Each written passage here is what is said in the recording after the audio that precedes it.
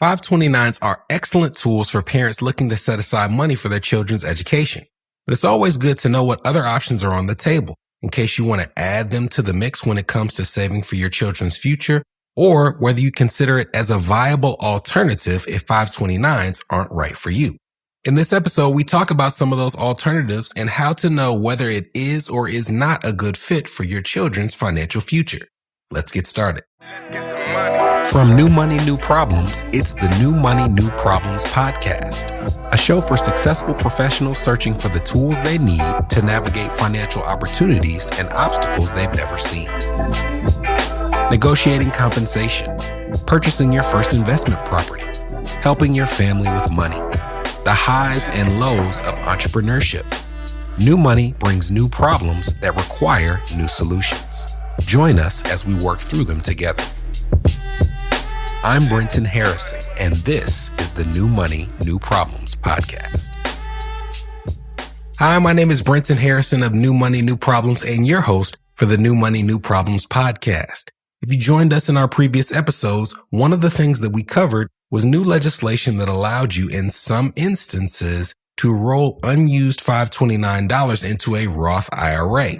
But we also shared that rather than using it for your own finances, it could be a tool to roll those dollars and kickstart your children's retirement savings. In the process of doing so, we introduced 529s for the first time, and I gave you some definitions and I showed you how it straddles the line between the features that you see in a retirement plan and some of the benefits and flexibility you see with a non-qualified brokerage account, which we've also covered on the podcast.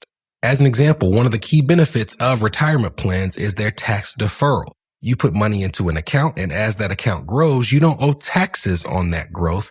Instead, you either pay income taxes on those funds when you put it in or when you take it out. And 529s are probably most similar in terms of retirement accounts to these Roth vehicles because the money that grows in 529s are tax deferred. You don't owe taxes on the growth from year to year. And you're putting in funds in terms of your contributions that have already been taxed, similar to a Roth IRA or Roth 401k. And as long as you withdraw it for an eligible education expense, there are no taxes at that time either. Now, what's considered an eligible expense is often a lot more forgiving than most people think. You can use them for community college. You can use them for vocational schools. In some instances, you can even use it for an apprenticeship. And it's also easily transferable. If you have 529 funds that one of your children doesn't use, you can transfer those dollars to another child. You can transfer them to other family members. You can use them for yourself. So you're not stuck if you have a single child for which you've saved education savings who decides that it's not the path for them.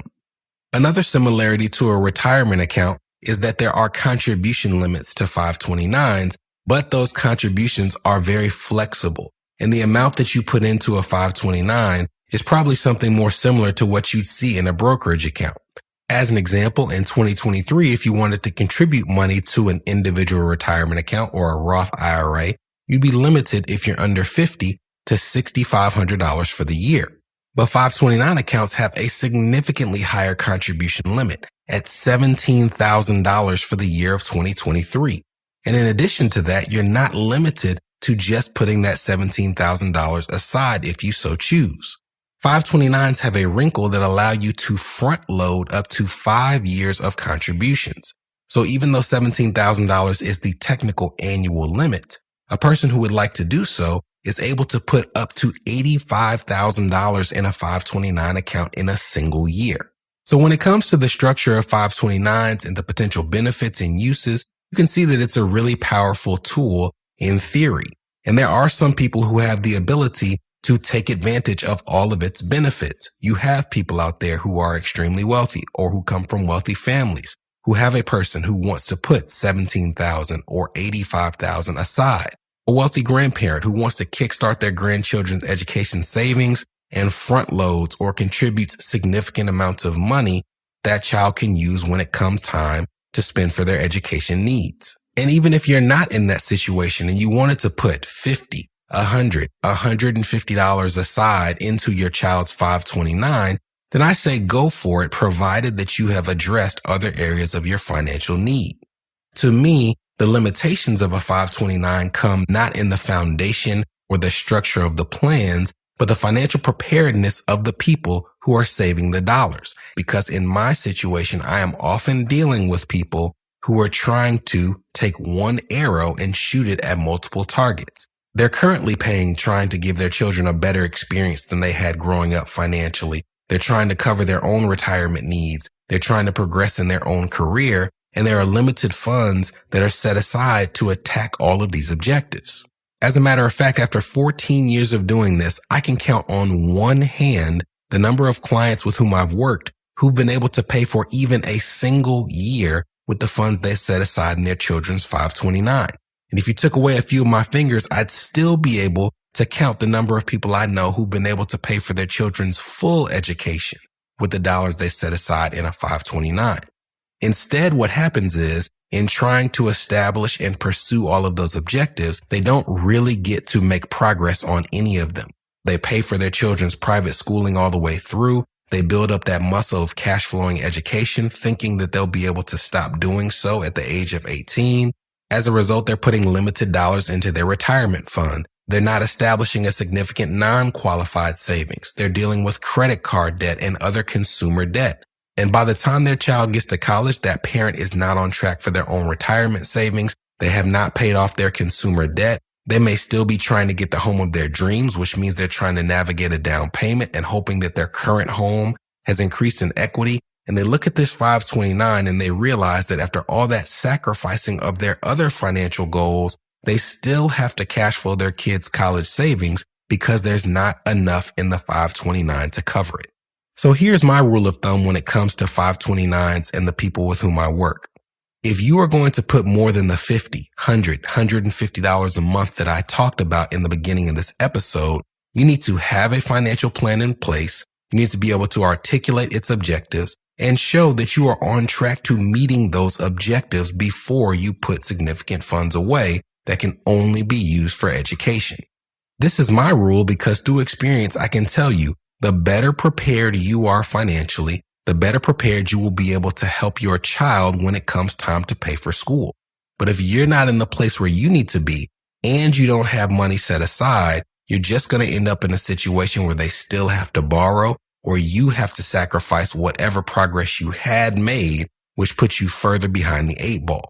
So what we're going to do after the break is we're going to tell you the story of a couple who evaluated an alternative to a 529, thought through the benefits of the 529 and this secondary tool for their family, and at the end were able to articulate why neither option was the right tool for their children's education savings. This is the New Money, New Problems podcast, a show for successful professionals searching for the tools they need to navigate financial opportunities and obstacles they've never seen. We'll be right back. Are you wondering what new money problems you might be overlooking in your financial life? If so, we've got great news. We've crafted the New Money, New Problems Gap Finder to identify potential weaknesses in your finances in areas ranging from budgeting, investments, insurance, and even the threat your extended family's finances could pose to your household. Please head to newmoneynewproblems.com/gapfinder to complete it today. Again, that's newmoneynewproblems.com/gapfinder to take the assessment.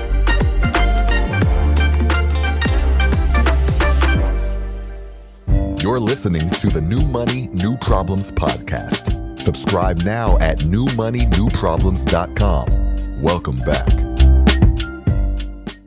When I was getting ready for this episode, it reminded me of an article from Business Insider that I read in August of 2022, and we'll put the link to this article in the show notes. But the title of the article was, and I quote, "Experts often steer parents towards a 529 plan or UTMA to save for their kids' future, but we went another direction instead." And in this article, it tells the story of a woman named Katie and her husband who were trying to figure out the right place to save for their children's education funds. And at the beginning, it says, and I quote, "When my husband and I started saving for our 2 daughters, we knew we wanted the money to be invested in the stock market. We also knew we wanted to be able to provide them with funds regardless if they chose to go to college, such as to help buy a home or start a business," end quote. So at the beginning, they are articulating that the way that they want to support their daughters is not limited to funding their education, which may be something that you identify with. As this couple started looking at their options, it came down to a 529 plan and also the UTMA that we mentioned in the title, which stands for Uniform Transfers to Minors Act. Now, the best way to describe an UTMA is it is a tool that carries a lot of features similar to what you'd find in a non-qualified brokerage account. The UTMA itself is just a shell. You put money into that shell or property into that shell. And once it's in the shell, you decide how you want to invest it. You can invest it in stock. You can invest it in mutual funds or index funds if you so choose, but you're doing so for the benefit of a minor child. Many people like UTMAs because they allow you to do things like put funds aside that have no restrictions on their use. But there are some things of which you need to be aware when you use an UTMA. The first is, even though it is a child who has these funds in their name, they would still pay taxes on investment income. Now, fortunately, in many cases, a child's tax rate is significantly lower than that of their parents. But if that account produces too much income, which in this instance would be considered unearned income, the tax rate can be elevated to that of the parent. So if not managed properly, you can see a scenario where the income that's kicked off by an UTMA account can be substantially taxed if not cared for appropriately. And another major downside to this account, depending on how you view your child's level of maturity, is that with an UTMA account and also with a similar alternative called an UGMA account, the ownership and responsibility of these funds transfers to your child in full when they reach the age of majority in your state. As a matter of fact, reading from the section in the article where they discuss these accounts, the mother says, and I quote, "However, the funds in an UTMA account are automatically transferred to the minor when they reach legal age, which is 21 where we live.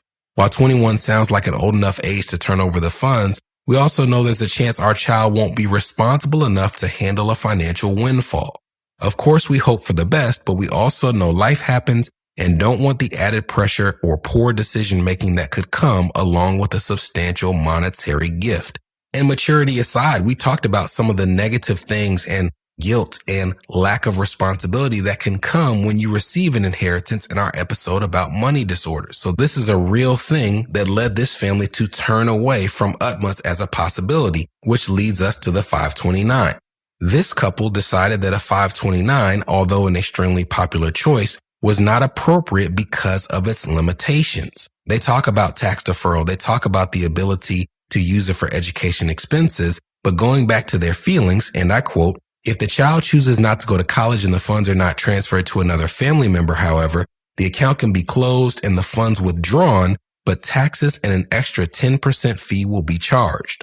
While we expect that there's a good chance our girls will be college bound, it's hard to say for sure. The education landscape is changing rapidly, and we know that the next 15 years will bring even more change. While I don't doubt that further education and training will be paramount, I'm not certain if our children will take the same 4-year college path that we did, thus why we decided not to start a 529 at this time." This means that this couple decided that neither tool was right for them.